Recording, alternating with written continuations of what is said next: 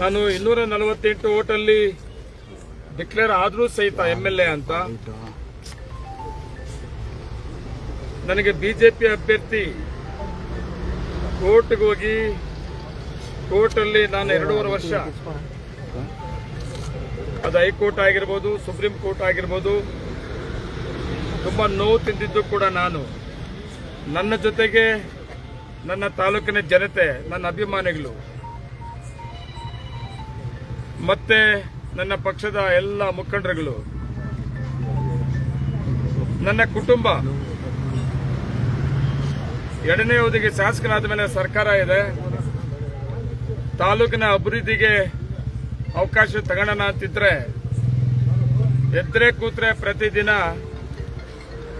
High court counting ಅಂತೆ, ಏನೋ ಆಗದಂತೆ, ಏನೋ ಮಾಡಿಬಿಟ್ಟವ್ರಂತೆ, ನಾನು ಗೆದ್ದುಬಿಡ್ತೀನಿ, ಅವ್ರು ಸೋತೋಗ್ಬಿಡ್ತಾರೆ, ರೀಕೌಂಟಿಂಗ್ ಆಗ್ತದೆ, ರೀ ಎಲೆಕ್ಷನ್ ಆಗ್ತದೆ. ಇದನ್ನೇ ಕೇಳಿ ಕೇಳಿ ಕೇಳಿ ಕೇಳಿ ಆ ಕೋರ್ಟು ಇದನ್ನೆಲ್ಲ ಕೇಳಿಕೊಂಡು ತುಂಬಾ ನನ್ನ ಅಭಿಮಾನಿಗಳು, ನನ್ನ ತಾಲೂಕಿನ ಜನತೆ ಮತ್ತು ನನ್ನ ಕುಟುಂಬ ಕೂಡ ತುಂಬಾ ನೋವು ತಿಂದಿತ್ತು.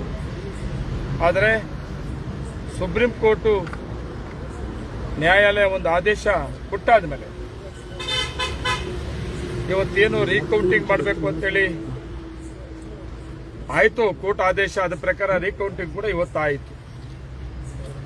ಯಾವತ್ತೂ ಕೂಡ ಅಷ್ಟೇ ಬಾಬಾ ಸಾಹೇಬ್ ಅಂಬೇಡ್ಕರ್ ಸಂವಿಧಾನ ಕೊಟ್ಟಿದ್ದಾರೆ, ಆ ಸಂವಿಧಾನ ಗೌರವಿಸಬೇಕಾಗ್ತದೆ. ಆ ಗೌರವ ಕೊಡುತ್ತವರಿಗೆ ಆ ಸಂವಿಧಾನ ಗೌರವ ಗೊತ್ತಿರ್ತದೆ, ಇವರಿಗೆಲ್ಲ ಅದೆಲ್ಲ ಗೊತ್ತಿಲ್ಲ. ಅದರಿಂದ ಇವತ್ತು ನಾವು ಬಾಬಾ ಸಾಹೇಬ್ ಅಂಬೇಡ್ಕರ್ ಕೊಟ್ಟ ಸಂವಿಧಾನ ಮೇಲೆ ನಂಬಿಕೆ ಇಟ್ಟಿರೋರು ನಾವು. ಇವತ್ತು ಕೌಂಟಿಂಗ್ ಆದರೂ ಕೂಡ ಯಾವುದೂ ಡಿಫರೆನ್ಸ್ಗಳನ್ನ ಕಂಡಿಲ್ಲ. ಖುಷಿ ಆಗ್ತದೆ.